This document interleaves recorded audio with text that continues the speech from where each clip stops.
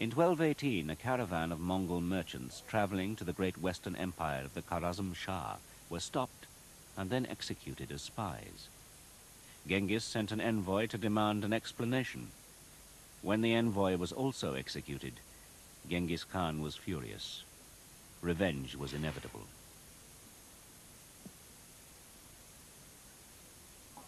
The Kharazm Shah's empire was fabulously wealthy, especially the cities, for they lay along the Great Silk Road from China to the Middle East.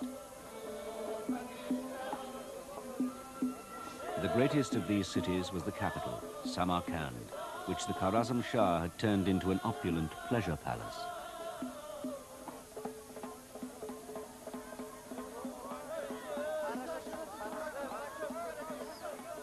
Here lived Chinese and Persian artisans who wove silk, worked leather, produced silver lame, wove carpets, and even forged an early type of steel. It was a lively, cosmopolitan society.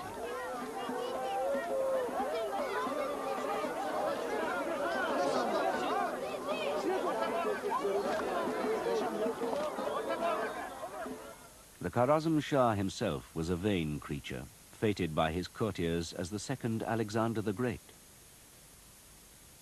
He believed their flattery and was confident he could handle this arrogant barbarian called Genghis Khan.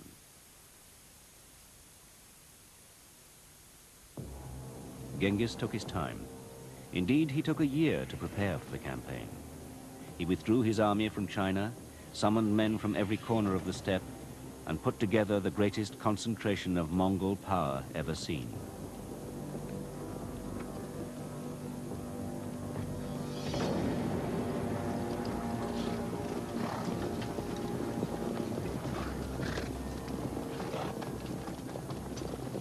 Estimates put the Mongol army at more than 100,000, but it was probably still less than half the size of the Kharazm Shah's forces.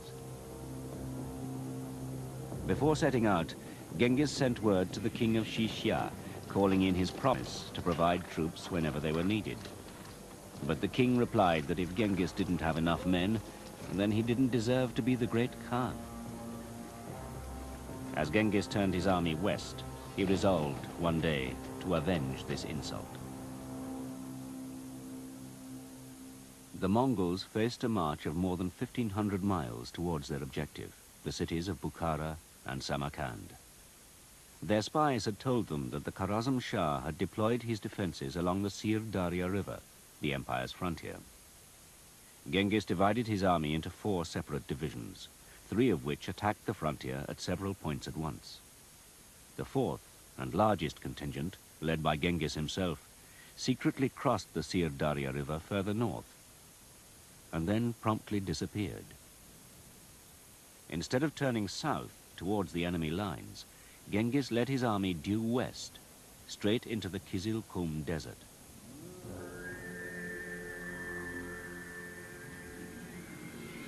The Kizil Kum was impenetrable.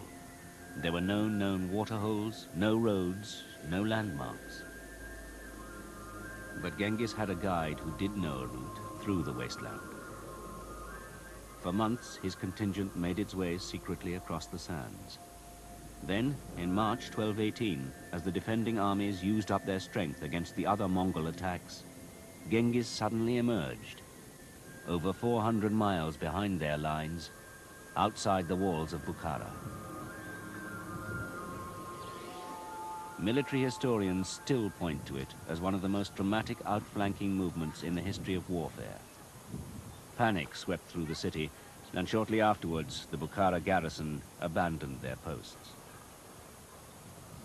Once inside, Genghis and his men galloped into what they imagined was a palace. When it was explained that he was inside a mosque, he ordered that it be converted into stables. Copies of the Quran were thrown to the 4 winds, and the boxes that had held them were used as mangers. Then Genghis mounted the pulpit and berated the citizens about the treachery of their sultan and the reasons for his victory. I am the punishment of God.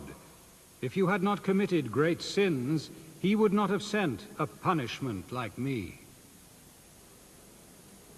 Terrified by the accounts of massacres in China, the Bukharans awaited their fate.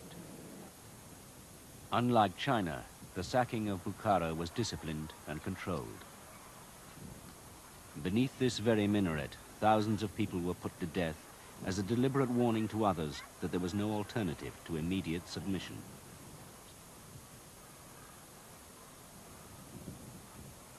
The city was stripped of its treasures and a tribute extracted from the wealthy families. Then most of the women and children were herded off to Mongolia.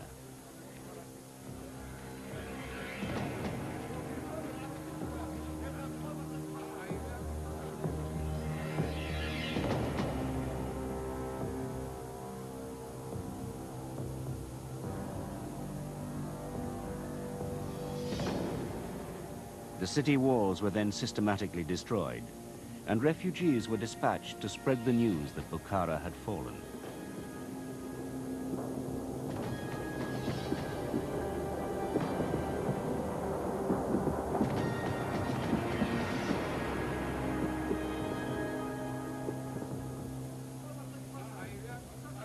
A large contingent of the male population was then herded out in front of his army, and with this human shield, Genghis marched on Samarkand. From behind these very walls, the citizens of Samarkand watched for the dust cloud of the approaching Mongols. The Kharazm Shah had already abandoned them. He had fled westward a few days earlier. The Mongols put to the torch that part of the city which lay outside the walls, and Samarkand surrendered within 5 days. Within just a few months, the Mongols had smashed one of the largest empires in the world.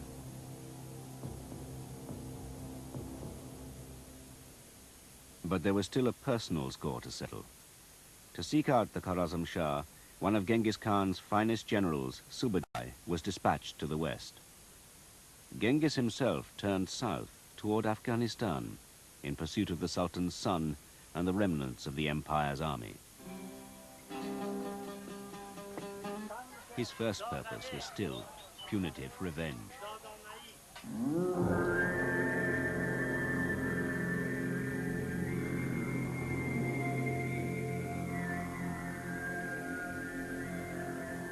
When he rode past these Buddhas at Barmiyan, in the heart of Afghanistan, he was still in pursuit of the Kharazm Shah's son. When one of his own grandsons was killed here, he ordered the slaughter of the entire population. The terror that this unleashed had no precedent. Just as in China, those who suffered most were the peasants who worked the land. To a people who had never grown anything themselves,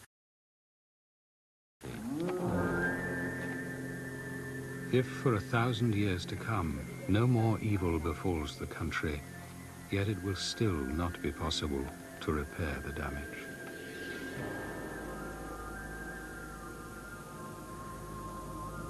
the cities suffered almost as badly. These are the foundations of a citadel built by Alexander the Great at Herat in western Afghanistan. After the Mongols had stormed the new citadel above, they butchered almost the entire population.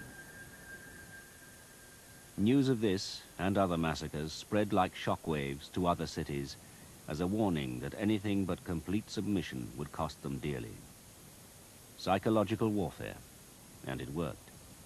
From then on, for every city that was wiped out, many others surrendered and were left unharmed.